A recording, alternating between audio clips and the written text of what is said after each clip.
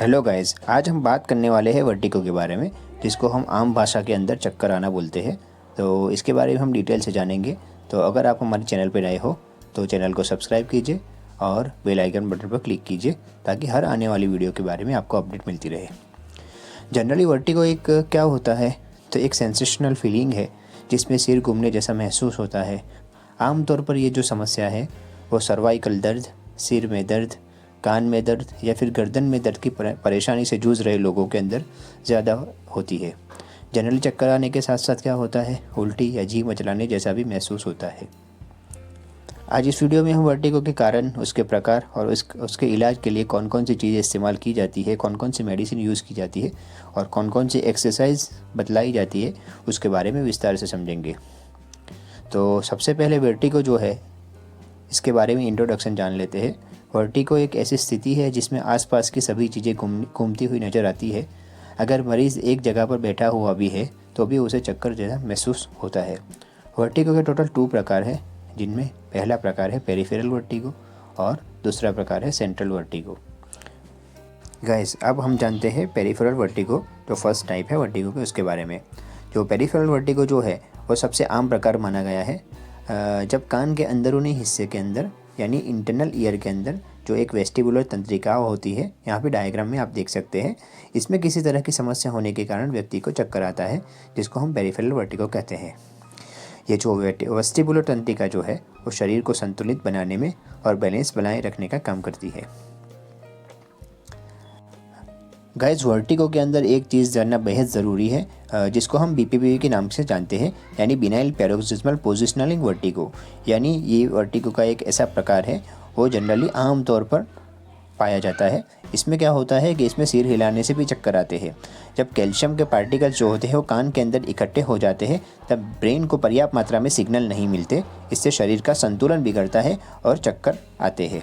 अब आप सोचोगे कि कैल्शियम पार्टिकल कान के अंदर कहाँ से आए, इंटरनल ईयर के अंदर कहाँ से आए।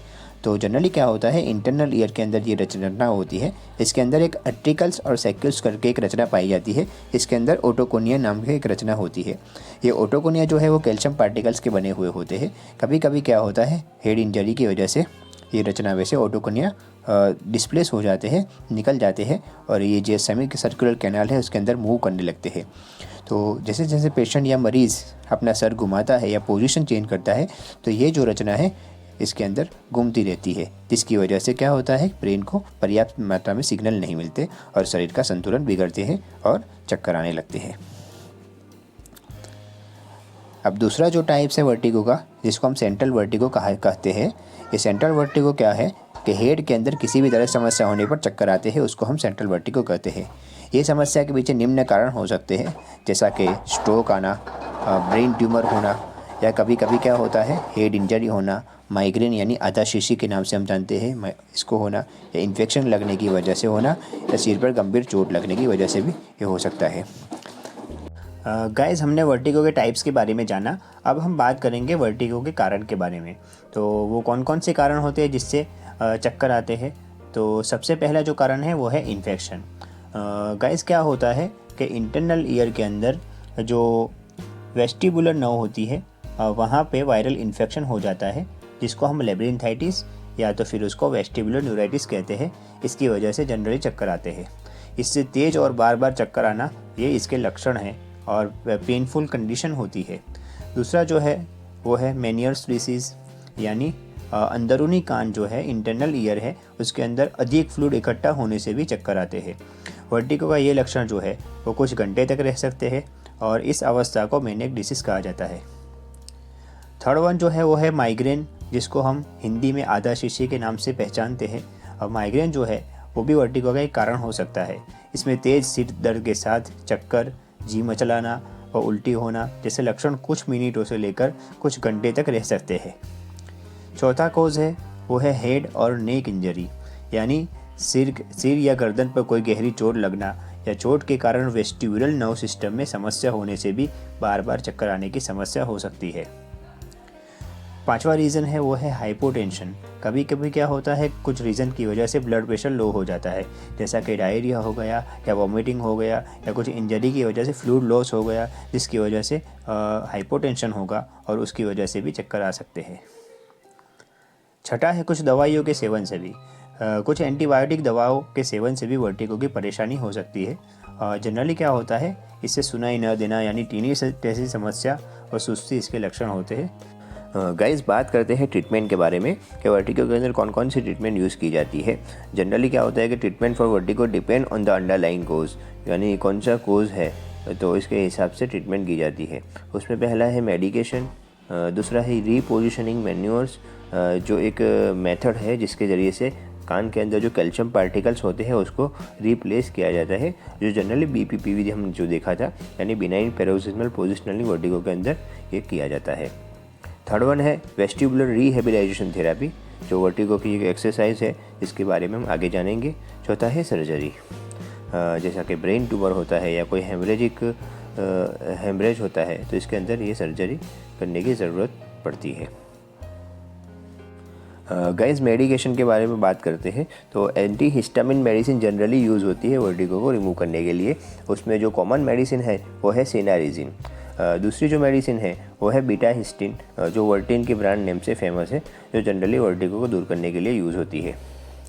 अब बात करते हैं रीपोजिशनिंग मैन्योर्स, जिसको कैनालिस रीपोजिशनिंग प्रोसीजर यानी CRP के नाम से या एप्ले मैन्योर के नाम से जानते हैं। ये जनरली BPPV यानी बिनाइन पैरोक्सिस्मल पोजिशनिंग वर्टिगो के अंदर ये मेथड यूज़ होती है, जिसके ज़रिए से कैल्शियम पार्टिकल्स जो होते हैं इंटरनल ईयर के अंदर उसमें रिप्लेस किया जाता है।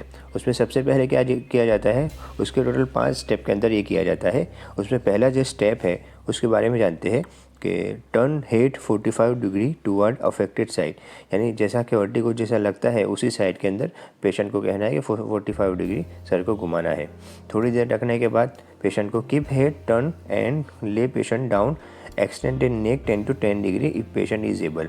अगर उसको ऐसे ही पोजीशन में सुला देना है और 10 से 20 डिग्री घुमाने का पेशेंट को बोलना है।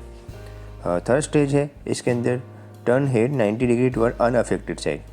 जो सेकंड स्टेज के अंदर पेशेंट की पोजीशन है उसमें से इसके अपोजिट साइड सर को घुमाने का 90 डिग्री सर को घुमाने का बोलना है, उसी तरह सर को थोड़ी देर रखना है। चौथा स्टेज है, इसके अंदर turn head another 90 degree by rolling body toward unaffected side, body के साथ सर को अनदर 90 डिग्री तक घुमाना है। अब पांचवा स्टेप कौन सा है, तो sit patient up while keeping head turn and neck flex. वैसे ही पोजीशन के अंदर पेशेंट को बिठा देना है और नेक जो है उसको फ्लेक्स रखना है। तो इसके ज़रिए से क्या होता है कि कैल्शियम पार्टिकल जो है हम उसको रिप्लेस कर सकते हैं। नेक्स्ट वन है वेस्टिबुलर रिहेबिलाइजेशन थेरेपी। रिहेबिलाइजेशन थेरेपी के अंदर कौन कौन सी एक्सरसाइज यूज़ होती है, तो इसके अंदर पहला जो है वो है बैलेंसिंग ट्रेनिंग, दूसरा है हैबिचुएशन एंड थर्ड वन है गेज यानी विजन स्टेबिलाइजेशन एक्सरसाइज। तो चलिए इसके बारे में थोड़ा जान लेते हैं। तो बैलेंसिंग के अंदर ये योगा है, एक्सरसाइज है, जैसा कि 3 लेग डॉग है, वॉरियर 3 है, हाफ मून है, ट्विस्टेड लंग्स है, डांसर है, ट्री है। इस तरह की योगा और एक्सरसाइज के ज़रिए से क्या करते हैं, रिहेबिलाइजेशन कर सकते हैं। नेक्स्ट वन जो है वो है हैबिचुएशन। तो हैबिचुएशन के अंदर जो है एक तो गेट विद हेड टर्न है, हेड को टर्न रखने पेशेंट को चलने का बोलना है, इस तरह की एक्सरसाइज यूज़ होती है। दूसरा है हेड सर्कल है, फिर बॉल सर्कल है, इस तरह की एक्सरसाइज पेशेंट को कराते हैं। और थर्ड वन जो है वो है गेज यानी विज़न को इम्प्रूव करने के लिए ऑब्जेक्ट को रखकर पेशेंट के हेड को घुमाकर उसको अलग अलग एंगल से उसको देखने की एक्सरसाइज पेशेंट को करानी है। लास्ट वन है सर्जरी।